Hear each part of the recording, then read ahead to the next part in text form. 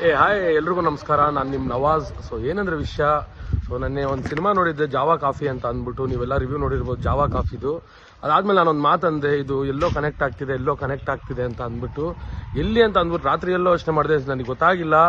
ಅದಾದ್ಮೇಲೆ ಮ್ಯಾಟ್ರ್ ಏನಂದ್ರೆ, ನನ್ನ ಸಿನಿಮಾ ಟೀಮ್ ಅವರು ಒಂದು ಇಂಟರ್ವ್ಯೂ ಕೊಟ್ಟಿದ್ರು. ಆ ಇಂಟರ್ವ್ಯೂ ನೋಡಿದಾಗ ಗೊತ್ತಾಗುತ್ತೆ, ಇದು ಬಂದ್ಬಿಟ್ಟು ನಮ್ಮ ಆ ಕಾಫಿ ಡೇ ಓನರ್ ಆದಂತಹ ಸಿದ್ಧಾರ್ಥ್ ಅವ್ರದ್ದು. ನಿಮ್ಗೆಲ್ಲ ಗೊತ್ತೇ ಇರ್ಬೋದು, ಅವ್ರದ್ದು ಒಂದು ಮಿಸ್ಟ್ರಿ, ಅವರ ಒಂದು ಏನಿತ್ತು ಅದು ಮರ್ಡರ್ ಸೂಸೈಡ್ ಇನ್ನೂ ಯಾರಿಗೂ ಗೊತ್ತಿಲ್ಲ, ಅದೊಂದು ಮಿಸ್ಟ್ರಿ. ಸೊ ಆ ಮಿಸ್ಟ್ರಿಗೆ, ಕಾಫಿ ಡೇ ಸಿದ್ಧಾರ್ಥ್ ಅವರ ಮಿಸ್ಟ್ರಿಗೆ ಜಾವಾ ಕಾಫಿ ಅನ್ನೋ ಒಂದು ಸಿನಿಮಾದಲ್ಲಿ ಸೊ ಕನೆಕ್ಷನ್ ನಿಮಗೆ ಅಲ್ಲಿ ಸಿಗ್ತಿದೆ. ಅಂದ್ರೆ ನಿಮ್ಗೆ ಹೆಂಗ್ ಹೇಳ್ಬೇಕಂದ್ರೆ, ನಾನು ಜಾವಾ ಕಾಫಿ ಅನ್ನೋ ಒಂದು ಸಿನಿಮಾದಲ್ಲಿ ಒಂದು ಇರೋ ಅಂತ ಒಂದು ಪಾಯಿಂಟು ಕಾಫಿ ಡೇ ಸಿದ್ಧಾರ್ಥ್ ಅವ್ರಿಗೆ 100% ಮ್ಯಾಚ್ ಆಗ್ತಿದೆ. ಸೊ ಇದು ಕಾಲ್ಪನಿಕವಾಗಿ ತೆಗ್ದಿದ್ದಾರೆ ಸಿನಿಮಾ, ಬಟ್ ಅವ್ರದ್ದೇ ಸ್ಟೋರಿ ತೆಗ್ದಿರಂಗೆ ಇದೆ ಜಾವಾ ಕಾಫಿ. ಸೊ ಒಂದೇ ಒಂದು ಮಾತು ಹೇಳ್ತೀನಿ ಅಣ್ಣ, ರೈತರ ಸಾಲ ಯಾವತ್ತಿದ್ರೂ ಆಗಲ್ಲ ಮಾಫಿ, ಆದರೆ ಪ್ರತಿಯೊಬ್ಬರು ನೋಡಬೇಕಾಗಿರೋ ಸಿನಿಮಾ ಜಾವಾ ಕಾಫಿ.